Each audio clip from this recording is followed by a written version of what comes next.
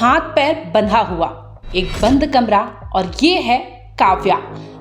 दरअसल काव्या राजस्थान के कोटा से किडनैप हुई थी, जिसके बाद उसके पिता को फोन पर मैसेज आता है। इसके साथ ही पिता के फोन पर फोटो जाता है जिसमें काव्या का ये रूप दिखाई देता है। दौड़े भागे पिता फौरन पुलिस के पास पहुंचते हैं और मामला दर्ज करवाते हैं। ट्विस्ट पर ट्विस्ट, राजस्थान के कोटा में पहले किडनैपिंग, फिर कहानी ने लिया यू टर्न। दो राज्यों की पुलिस जी जान से एक गुमशुदा लड़की की तलाश में थी, दूसरी ओर लड़की टूर कर रही थी। मामला कोटा में दर्ज हुआ और लड़की अपने दोस्त के साथ एमपी के एक किराए के मकान में किडनैप हुई बैठी थी। विदेश घूमने के लिए लड़की ने अपने पापा को ही बनाया बकरा, लेकिन किस्मत की मारी अपने ही जाल में फंसती चली गई। कभी कोटा, कभी एमपी, कभी अमृतसर, न जाने कहां कहां भटकी, लेकिन ठिकाना अपने ही प्रदेश में लगा। राजस्थान के कोटा से लापता हुई काव्या की कहानी है कि खत्म होने का नाम ही नहीं ले रही। पापा के फोन पर अपने हाथ पैर बांध फोटो भेज किडनैपिंग की खबर पहुंचवाई थी। पापा से वसूली हो सके इसलिए मोटी रकम की डिमांड भी की, लेकिन मैसेज मिलते ही पिता पुलिस तक जा पहुंचे, जिसके बाद इस कहानी की शुरुआत हुई थी। काव्या की तलाश में पुलिस लगातार दबिश डाल रही थी, लेकिन काव्या 2 कदम आगे ही निकली। इसी बीच पुलिस को टिप मिली और इस बार काव्या अपने ही जाल में फंसती चली गई। बता दें कि काव्या ने 2 दिन पहले ही अपने दोस्त के साथ एमपी में फिर से कमरा किराए पर लिया था। क्राइम ब्रांच को सूचना मिली थी, जिसके बाद पुलिस वहां तक जा पहुंचती है। उस किराए के मकान से पुलिस ने काव्या और उसके दोस्त हर्षित को फौरन पकड़ लिया। इसके बाद पुलिस उस किराए के मकान पर पहुंचती है, जहां से काव्या और हर्षित नाम के लड़के को अपने साथ ले आती है। फौरन पुलिस इस बात की सूचना राजस्थान के कोटा पुलिस को भी दे देती है। एक किडनैपिंग का मामला रजिस्टर्ड हुआ था कोटा जिले में, जो विज्ञान शहर थाना है, वहाँ पर एक मामला रजिस्टर्ड हुआ था किडनैपिंग का।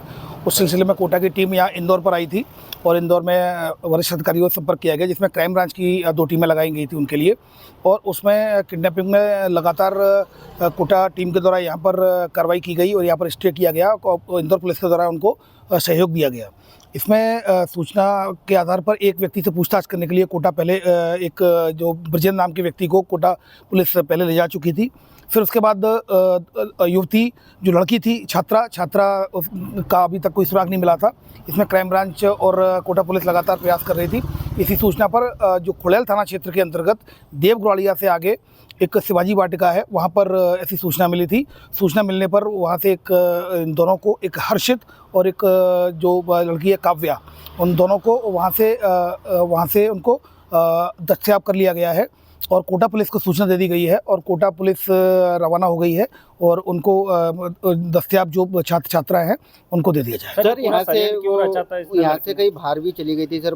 अभी इस तरह की बात, चूँकि ऑलरेडी वो लोग आए, अभी कोटा पुलिस रवाना हो गई है। इसमें उनके द्वारा ये बताया गया है कि उन्होंने काफ़ी समय अपना अमृतसर में जो कि अपना गुरुद्वारा है वहाँ पर रहे हैं। पैसा इनके पास कम था तो इस वजह से वहाँ पर रहे थे।